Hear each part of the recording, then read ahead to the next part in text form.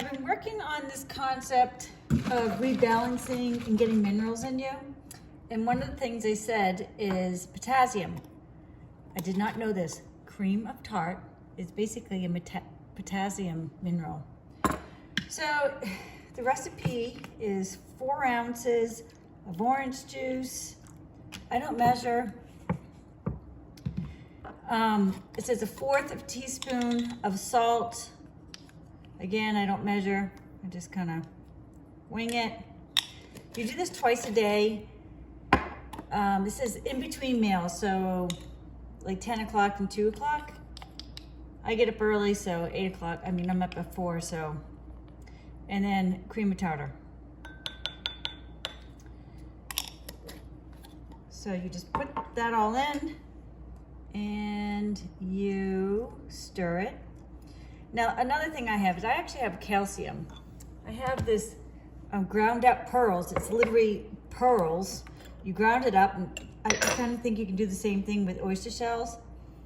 And this does not dissolve, so you kind of have to just stir it in and drink it. This is calcium. It's almost like eating bones. So that is not part of the recipe. It's something I add occasionally when I'm feeling it. So you stir this up and then you drink it, and that's it. You get your potassium. And then it recommends your copper, and it's difficult to get copper because our soil is depleted from Roundup. And so they do sell a supplement, which is basically beef liver. They sell some creams and stuff you can put on your skin. Magnesium you're supposed to take. And I think that's it. What you stop taking is iron, because iron stops your depletion, blocks everything. Basically, if the government says do it, do the opposite. The government says copper is toxic, it's the opposite. Iron is. It's not that it's toxic, it clogs, it's like rest up your system. Another thing, if you notice, this is an antique depression glass and a wood spoon. So whenever they tell you to stay away, again, go for it. The depression glass, like the uranium and stuff, it structures your water and it makes it better. So I will drink my potassium drink in depression glass. And the other type of glass I have for my water is copper. And it's real copper. So I have a copper. I drink my water out of this, and this helps structure the water as well. So other little tidbits. One of my tasks today is this loquam tree not look very good. The goats have eaten majority of it. I think its feet is too wet and it does not like that. So what I'm gonna do is, attempt to do is make a pyramid. And that should funnel, and then I'm gonna put a little copper top, and that should funnel the energy to help support the tree. Because right now, it don't look too good. So that's one of my chores. It's very windy today, so hopefully you can hear me. I'm in my little garage. So to make this teepee or pyramid thing over my tree, this is scrap wood. I just save it. When we have pieces of wood, I save them because I always find a use. So I got my scrap wood. I found these thin pieces. I got some string. I've got my copper. I've got a little saw to cut this to whatever size, and scissors to cut the string. And I don't know how to get it on the corner. I guess that's, anyways, I'm just gonna try to figure this out.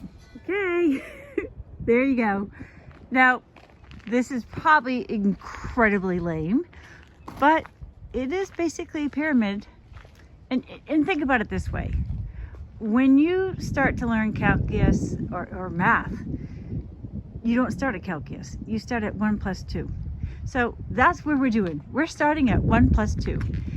I stuck the pieces of wood through the wire tied it up at the top, and I have a piece of copper up at the top there, and it swirls all the way down, and I connect it to a thicker piece of copper on the ground, and I tied it to that.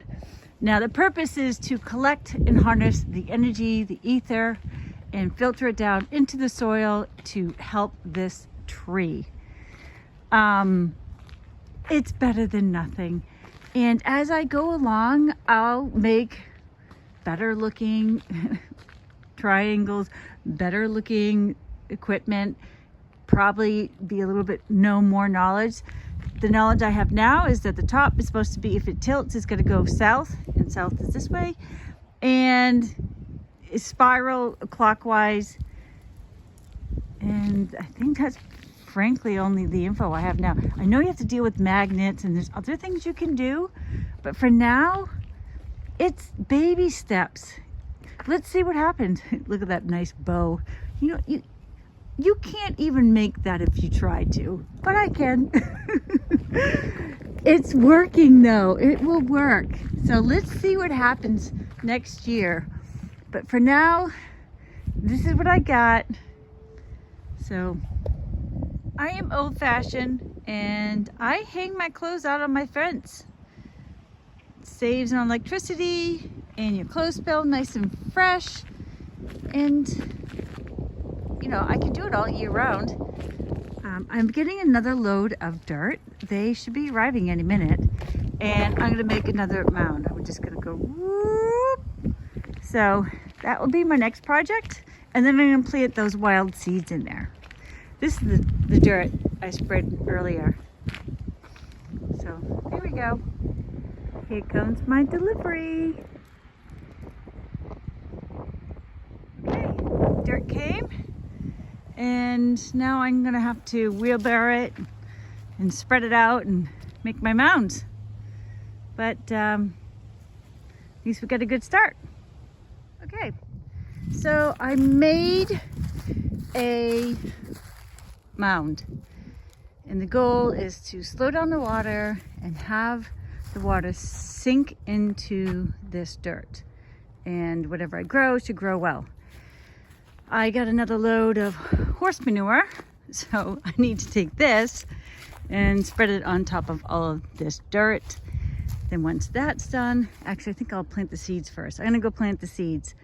I've got some wildflower seeds. I'm gonna plant that all in the berm, and then I'm going to spread this. Can you see my little ElectroCulture bunny thing? Oh, and then my clothes. Yep, this is called Hillbilly Zone. Okay, I spread the horse manure, and I'm now wetting it all down. I laid the seed, and good day's work. Since the soil is very depleted, I'm gonna go out and sprinkle some borax and some epsom salt on those mounds that I just did.